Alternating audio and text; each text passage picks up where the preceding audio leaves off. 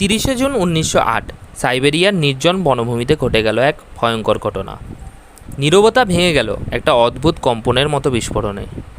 গাছ উপড়ে পড়ল, আকাশ জ্বলে উঠল লালাভো আলোয়, কিন্তু কেন্দ্রে কোনো গর্ত নেই, কোনো বিধ্বংস নেই। আজকের ভিডিওতে আমরা জানাবো এটি কী ছিল, কেন এভাবে মিলিটারি হোমে হাওয়ার মতো এয়ারবাস্ট করলো। আসুন একসাথে জানি টুঙ্গুস্কা বিস্ফোরণের আসল রহস্য।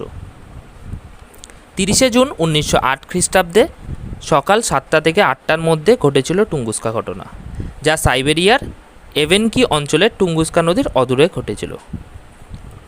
ক্ষণিকের জন্য সূর্য ঢেকে গেল, আকাশে ঝলমলে আলো, কম্পন এতই প্রবল যে সেন্ট পিটার্সবার্গেও অনুভূত হয়েছিল।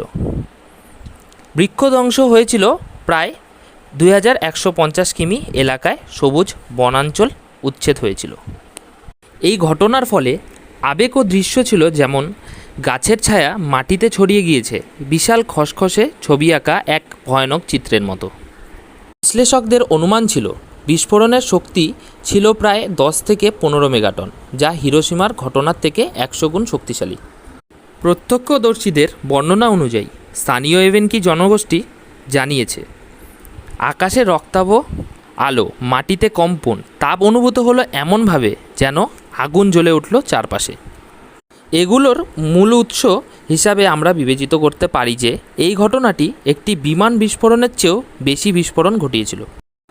1927 সালে রাশিয়ার এক বৈজ্ঞানিক, নাম তার লিওনিড কুলিক, সবচেয়ে প্রথম অনুসন্ধান শুরু করেন। অনুসন্ধান চলাকালীন তিনি প্রথমে গাছপালা ও জমির নমুনা সংগ্রহ করলেন, কিন্তু কোনো মেটালের ছিটে ফোটা বা গর্ত খুঁজে পেলেন না। পরবর্তী দশকের গবেষকদের মতামত অনুযায়ী তারা দেখতে পেয়েছিলেন এয়ারবাস্ট ঘটেছিল কোনো বস্তু মাটিতে ধাক্কা না দিয়েই বিস্ফোরিত হয়েছে। এটা কি সম্ভব?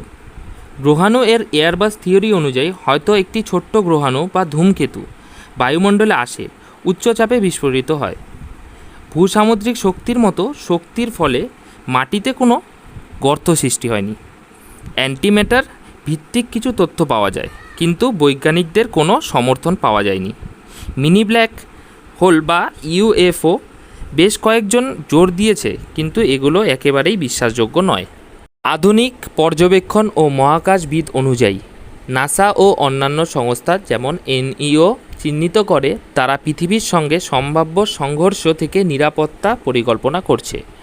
এই ঘটনার মাধ্যমে আধুনিক সময়েও আমরা বুঝতে পারি কিভাবে একটি ছোট্ট বস্তুও মানব জীবনের বিশাল আকর্ষণীয় হুমকি হয়ে দাঁড়াতে পারে।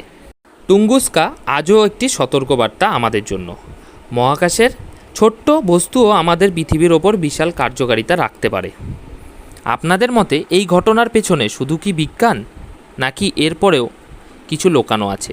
অবশ্যই কমেন্টে জানাবেন আপনাদের মতামত। ধন্যবাদ, আমি দীপেশ। এখানেই আমি আমার আজকের গল্পটি শেষ করলাম। ভালো লাগলে লাইক, কমেন্ট, শেয়ার করুন এবং সাবস্ক্রাইব করে বেল আইকনটি ক্লিক করে পরবর্তী ভিডিওর জন্য আমার সাথে থাকুন।